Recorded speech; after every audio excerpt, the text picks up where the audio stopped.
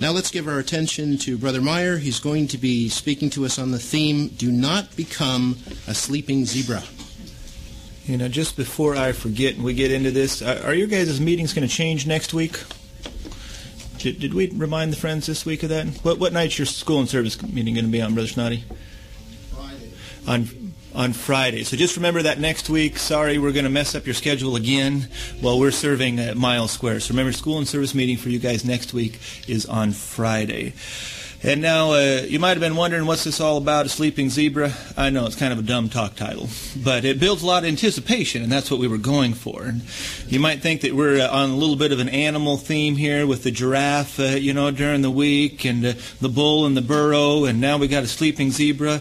And you're right, we are kind of on an animal theme. In fact, before we get to the sleeping zebra, we have to kind of set the stage, and we have to tell you about another animal that roams the African plains. And it's one you're pretty familiar with. You probably know a lot about, the lion. But it is interesting, and I don't know if you realize this. I didn't. But did you realize that the lion, the male lion, the king of the jungle, the one whose roar inspires fear in others, just his presence causes others to tremble. We look at him as this ferocious beast, but did you realize that the male lion does very little killing himself? It's not that he's afraid to, or that he can't do it, or he's incapacitated in somehow. No, that's not the case. It's simply that he enlists others to do his killing for them. And he plays a pretty vital role. We know it's his tracking ability, his sense of smell, his roar that makes for any type of a successful hunt. But in most situations, when a lion pride makes a kill, they take down an animal, they get food, who do you think does the killing? Yeah, I'm sorry, but it's the girls. It's the lionesses that actually make the kill. And the thing that I find interesting, even though they make the kill, in effect, they do all the prep work, guess who gets to eat first? Yeah, so sorry, sisters, even in the animal kingdom, it seems like it's a man's world here. It's not intended that, it's just how it works out sometimes. And the male lion, he gets to eat first. And again, though, he'll do his part. It isn't that he's afraid to hunt. He'll track. He'll even get engaged in an outright ambush. He'll attack prey in that capacity. But most of the time, when the male lion makes a kill, you know how it comes about? He simply takes advantage of the situation. And maybe he's out and he's doing a little bit of tracking. He's trying to find a herd, trying to find where something's at for the girls to go do the work. And so he's out there and he's in the tall grass, and then he picks up a scent. And he puts his head down low, and he'll be going through the grass, and there it is. He turns the corner, and there's his next victim. And oddly enough, this animal doesn't seem to be intimidated by him, doesn't seem to be afraid, may not even be aware that he's there. And you know why? You guessed it, because it's a sleeping zebra. And we're not talking just asleep, catnapping. This is a fatigue. The thing has laid down, it's given up, and the devil is right there on it, or this lion is right there on it. You see the application for us in this capacity. Now, it's an interesting thing, though, with the literal lion. He didn't just stumble on the sleeping zebra, though. He tracked it, his scent. Something drew him in that direction because, and I'll try not to get too graphic here, but apparently they say that a zebra, and I think this is true of all quadrupeds or large four-legged animals, that when they are in a deep sleep, a very fatigued sleep, well, they kind of off-gas a little bit. You get there's a smell. They stink. That's what happens. And the lion has become very adept at picking up on that scent, no matter how far away he is, and he can follow it right to the victim.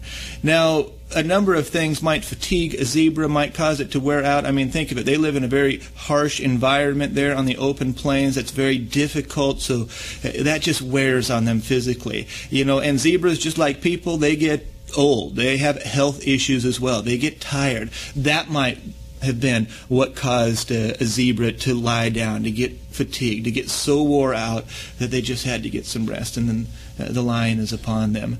Or it could have been, in some situations, that they got distracted. Maybe they were a young zebra and they wandered out and they lost track of the herd, and the herd kept moving. They weren't able to keep pace, and they get confused, they get disoriented, they get wore out just trying to find their way back to the herd, and they lie down. They get tired, they get fatigued. Or maybe even on occasion, a particular zebra, they leave the herd on purpose. I mean, think about it. These are a very social animal. They are together all the time. They're at the watering hole together. They're out in the field grazing together. You know, they spend a lot of time together, and sooner or later it would almost be inevitable that one of the other zebras would say or do something, you know, intentionally or unintentionally, that hurt their feelings. Got their tail in a bunch. And off they go. They separate themselves from the herd. They get fatigued. They lie down. And with no mercy at all, the lion takes advantage of the situation. And can't that speak to us as well? We can learn quite a bit from these zebras. We don't want to get so fatigued, so tired out that we become the devil's next victim. Because we're told in 1 Peter chapter 5 and verse 8 that the devil walks about like what? Yeah, a roaring lion. And let's read the verse in its entirety, because we want to just remind ourselves of exactly what the devil is trying to do.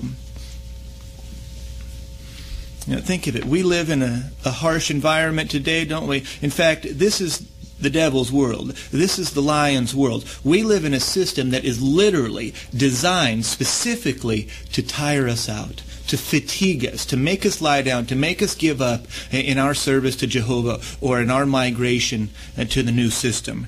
And that's what the devil wants to do. That's why we're counseled there at the beginning of verse 8, 1 Peter chapter 5. We're told, keep your senses, be watchful. Your adversary, the devil, walks about, there it is, like a roaring lion, seeking to devour someone. And you know who that someone is? It's you. It's me. The devil, knowing he has a very short period of time, he's exerting ever greater pressure on Jehovah's people. And he does it from all aspects of life. He even tries to do it internally on the family level or the congregation level. See, with no mercy at all, he moves in. And his hunting methods, they're very similar to those of his counterpart in the animal kingdom. You know, he'll try the full frontal attack. He'll try an ambush. He does that through opposition, persecution, bans on our work. Others may be ridiculing us at work, at school. That happens on occasion. But like the lion, you know what he does most of the time? He just tries to capitalize on a situation. He, maybe when we off-gas a little bit, we have a little scent to us because we're not in the security of the herd or the congregation. We get a little weak, we get a little apathetic, we get a little discouraged, even depressed. We get anxious about something. And then the devil tracks that smell to us. He tries to capitalize on us when we're at a low emotional state, when we're the most vulnerable. Now, right after Peter tells us that, because that would be pretty discouraging if he just left it at that and said, okay, have fun. But no, he tells us what to do. Look at the next verse. In fact, just the first part of it to begin with. He says, but take, this is verse 9, 1 Peter chapter 5, and verse 9, but take your stand against him, solid in the faith, knowing that the same things in the way of sufferings are being accomplished by the entire association of your brothers in the world. So, yes, we have this extended herd. We have this worldwide organization. We have Jehovah's organization. And many are dealing with the same things we're dealing with, the same things that fatigue us, that tire us out, that stress us out. But for us individually, do you see what we're going to have to do? What Peter tells us to do under inspiration, what Jehovah ultimately tells us to do. If we are going to avoid the jaws of the devil, then, like he said, we have to take our stand against him. We got to stay on our feet. We can't lay down, get tired out, and give up or give out. Because as we migrate across this system of things, the only way for us to reach our destination is to stay on our feet and to keep going, and to follow the organization, follow the congregation, keep up with it, whatever direction they give us in, and we'll make it there. But we can't give out along the way. We can't separate ourselves from the herd. Paul put it like this. Go over to Galatians. Galatians chapter 6 is what we're interested in. Galatians 6, and when you get there, let's consider verse 9 together. Galatians 6:9. Let us not give up in doing what is fine, for in due season we shall reap if we do not tire out. See, the only way for us to reach our goal, the new world, to serve Jehovah in the conditions He intended for us to serve Him in a paradise, is to stay on our feet, to not lie down, to not give up. And that isn't always easy to do. You know, we'll be honest. We talked about that in the public talk. There are many challenges, there are distresses, there are things that weigh on us, that fatigue us. We just feel like we got to lie down. We got to get some rest. But we can't give up. We can't give out. So we're talking about needing what? Yeah, endurance. And endurance is an interesting thing. And we're not talking about just tolerating circumstances. You know, we tolerate traffic because we have to. If there was a way out of traffic, we'd take the shortcut. We'd get out of there. We endure trials by choice. And because we love Jehovah. Because that's what endurance means. It means to stay or to remain under. It doesn't mean that we don't look for ways to alleviate it, but we're determined to not look for any scriptural ways or take some circumventional route to what Jehovah tells us to do to alleviate pressure or to leave the herd if we feel that serving Jehovah in this way brings pressure into our life. No, we remain or we stay under. We endure trials by choice. I like how one scholar, he defined endurance in this way. He said, endurance is the quality that keeps a man, he said, man, we could say any person, brother, sister, keeps a person on their feet with their face to the wind.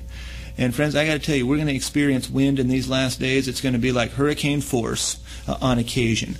But endurance, the determination to just do like Peter said there, to take your stand, we can stand up against it. We can handle. Maybe you've already handled more in life than you thought you ever could. It's endurance that keeps us on our feet in this capacity. You know, and then though we come to the congregation, we think, well, at least here, this is our sanctuary. There's no issues here because everybody's perfect. Everybody else in the herd at the watering hole, they're all great. And then we have maybe an issue here at the congregation. I mean, think of it. It's inevitable. It's going to happen. It's not a question of if, it's just a question of when, that someone is going to say or do something, intentionally or unintentionally, that hurts our feelings. I mean, think of it. We spend more time together as a group of people, as this congregation, than we do with anybody else. We spend more time with each other than we do with many members of our own physical families if they don't attend the same congregation as we do. We're together all the time. We're here at the meetings. We're out in the field. We socialize together. We go to other special events. Some of us work together. You know, we're together constantly. There are going to be occasions where there may be misunderstandings. There are going to be occasions where maybe imperfection manifests itself in an unkind way. Nobody is immune to this. Doesn't matter how faithful you are, how mature you are, nobody is immune to it. In fact, notice what happened to David on one occasion. Now, we're going to talk again about David crying, but we cannot emphasize this enough. This was not a wimpy guy.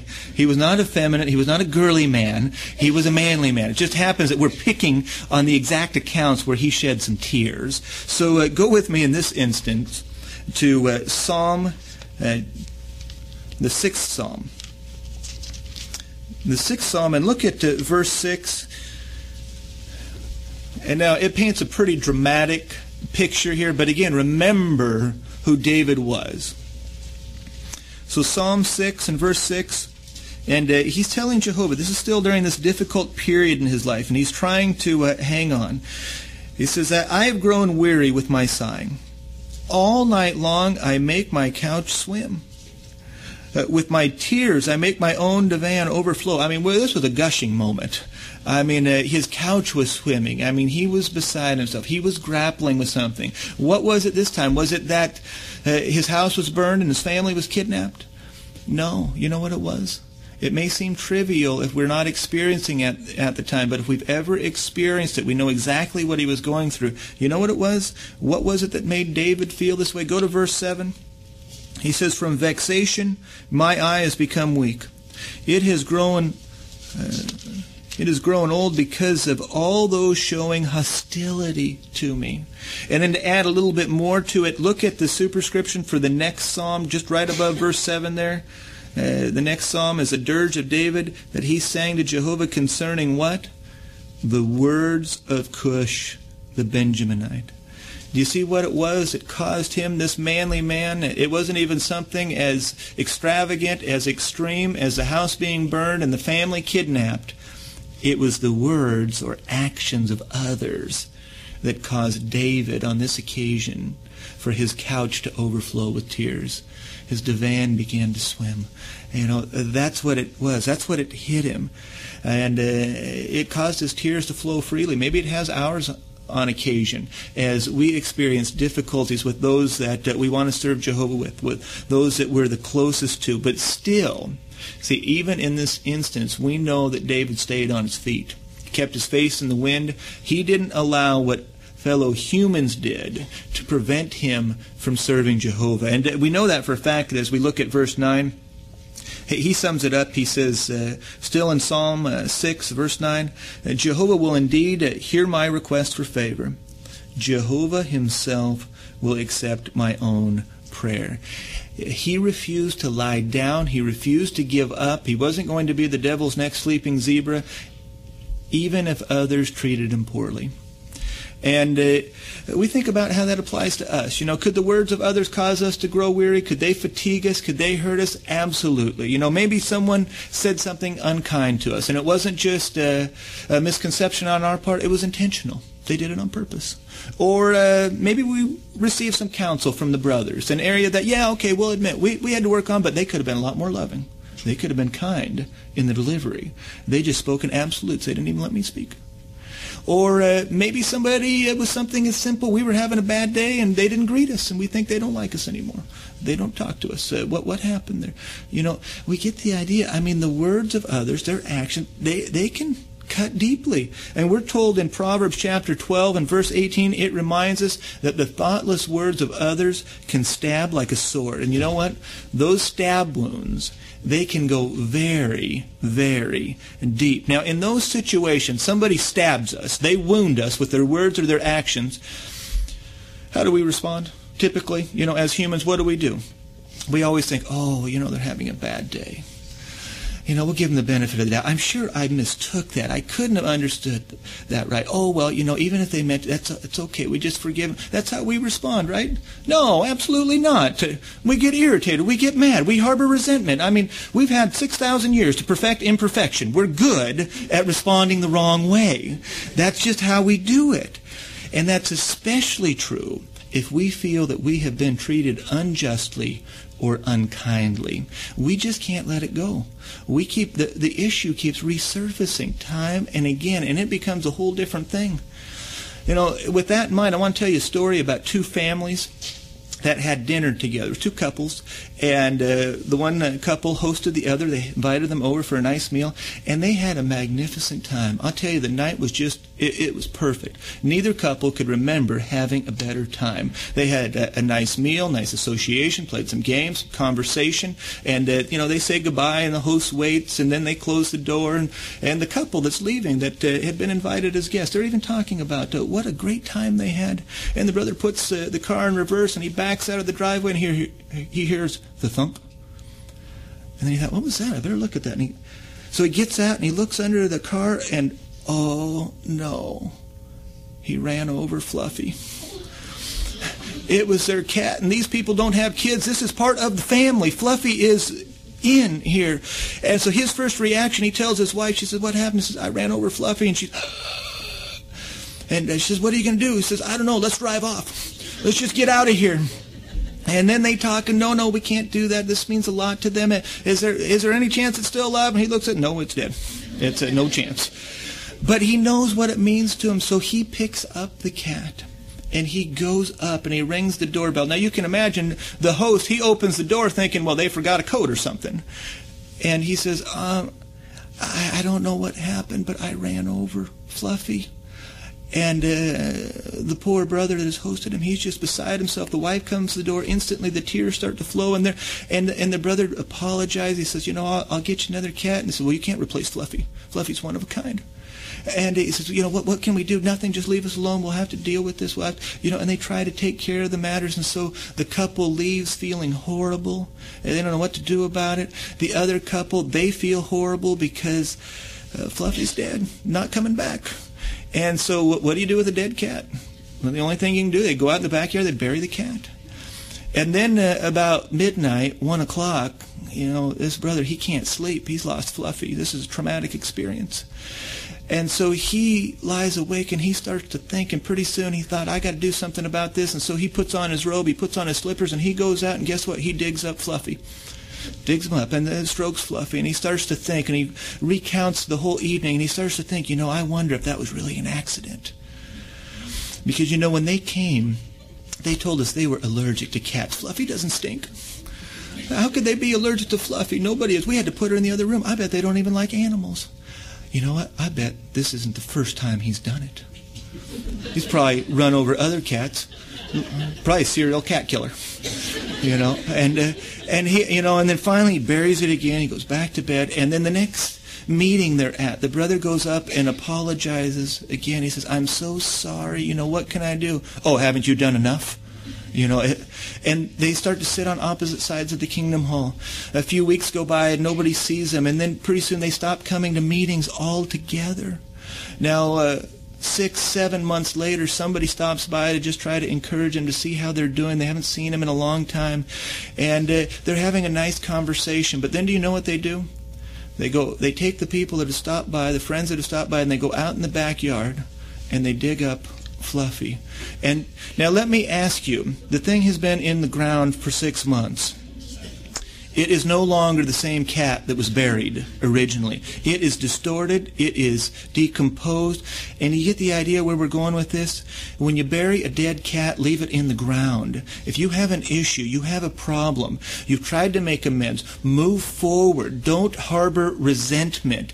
When the cat is buried, don't keep digging it up. Don't keep going back to it, because I'll tell you what will happen. The devil will pick up on the scent, and he will attack you because of it. He will separate you. He will cut you out from the herd if we keep going back to these things. It may not get resolved to your satisfaction, but our only choice, if we're going to avoid the jaws of the devil in that area, is to leave it buried. Don't harbor resentment. Don't draw away from Jehovah because of what other humans have said or done to you. Don't hold Jehovah accountable for the imperfections of fellow worshippers. And maybe we don't have an issue in this area. Maybe we haven't experienced something like that, but we can off-gas or give other scents that the devil can pick up on. What has led the devil to some? It's been the scent of some pursuing materialism, or maybe prominence. They want to be recognized. They're driven by the wrong motives. Or, you know what he's good at doing now, the scent that he can pick up on? Those that get tired because of maybe personal failings. Maybe we've made some mistakes in our lives and we just can't forgive ourselves for them. We can't let that go. We can't bury our own past. We feel so bad about it. Maybe we feel like we're not doing enough to serve Jehovah, and we get discouraged in that capacity. See, many today we're finding, much as we discussed in dealing with depression, anxiety, many struggle with feelings of self-worth. With the feelings of inadequacy. And maybe they've experienced something traumatic in their life, and it's handicapped them in some areas emotionally. And they struggle with the issue of self-worth, and we get to the verge of giving out. Do we tire out? We know one sister under these circumstances, and she would come to the meetings, and you know what she would do here? She'd try to check her problems at the door, but she'd just cry all the way through the meeting. And that was it. And we'd always make sure that we thanked her for being there, because we knew that even though we had to put forth effort to get there, her sacrifice of service, her sacrificing to put forth effort to get there was much greater than ours. And so we would thank her for being there. We would try to remind her of how nice it is to see her there. And then she'd tell us sometimes if she was in the mood to talk, she'd just say, I don't know if I can keep doing this. I don't know if I can go on. I don't even get anything out of the meetings. I just cry through them all the time. What do I do? How do I hang on? How do we keep going? I'm getting tired. See, and sometimes some of the friends, we don't know. We have to be proactive in this because they don't tell us if they're on the tipping point, if they're going to stay, if they're going to leave, if they're going to let go, if they're going to hang on. We got to be proactive. We're accountable to Jehovah individually, but we serve him collectively. We're all part of the herd. We want the whole herd, the whole congregation, the whole organization to make it to the new world. But in those situations, though, we try to remind her, and we have to remind ourselves of this at times, that maybe there are occasions when all we can do is get to the meetings and cry. Doesn't mean we're effeminate, doesn't mean we're girly men if we're a guy. But we're struggling with something and we just get here and we're shedding some tears. We want you to remember what David said, what he commented on. Go to the 56th Psalm this time. Psalm 56, and we want to consider verse 8. Together. And we're going to break this down, this verse, just a little bit. Verse 8, David says, he tells Jehovah first of all, he says, my being a fugitive, you yourself have reported. He knew that Jehovah knew his exact circumstances. He knew what put David in the position. He knew how David was going to eventually get out of it. But he was on the run. Now, my being a fugitive, you know all about that, Jehovah. And so as David thought about that situation, as he tried to hang on, he wanted to continue to do Jehovah's will, he was going to go in forward direction, he was going to stand up, he was going to keep his face in the wind. Then he makes, in the next sentence, that same verse, he makes a request of Jehovah that might seem a little odd. He says, do put my tears in your skin bottle. Now, isn't that an odd request? He goes on, are they not in your book? He's talking about the book of life there, of course. Do put my tears in your skin bottle. Now, what do he mean by that? Because we know what David would have used a skin bottle for. He'd put life-saving water in it. He'd put heart-rejoicing wine in it. But he asked Jehovah, he says, hey, put my tears in your skin bottle.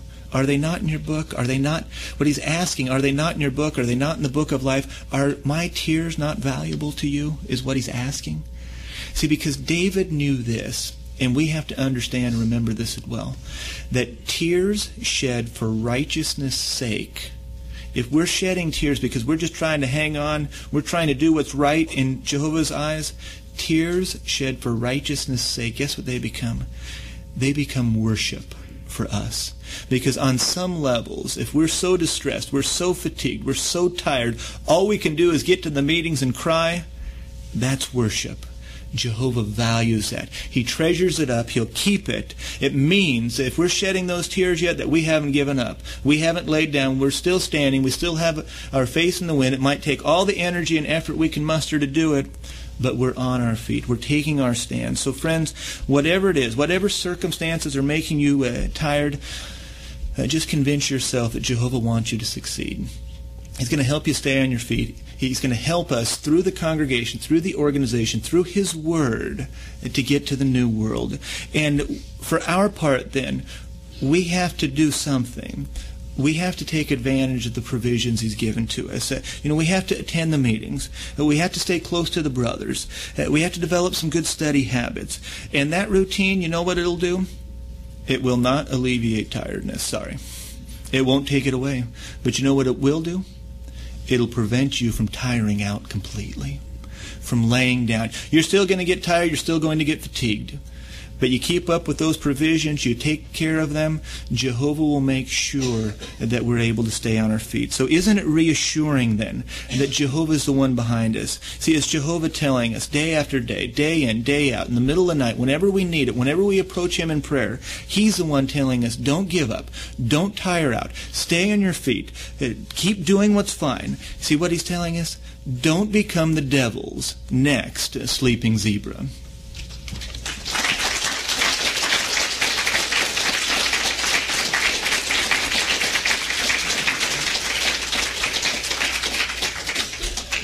Well, friends, I have to say once again, we started this tour of duty in California here in the Park congregation. We're happy to be back. We've had a fantastic week, and no matter what they do with us, you're going to be burdened with one more visit at least from us. So we hope it's many more, but we'll keep you posted on that. We'll find out in March, and word about those things normally spreads pretty quickly. But we just want to encourage you, just keep up the good work. Make sure that you assist one another. Make sure that you assist our young people to set goals. You're a valuable group, as all of Jehovah's people are. And how we survive is by our reliance not only on Jehovah, but on one another. So we've had a nice week, and we look forward to hearing further good reports from the Park congregation. Now, maybe by way of conclusion, though, we can sing a final song entitled Jehovah, the God of our salvation. Song number 153. So if it's comfortable for you to do so, we'd invite you to stand and join in singing song number 153, and then we'll conclude with prayer.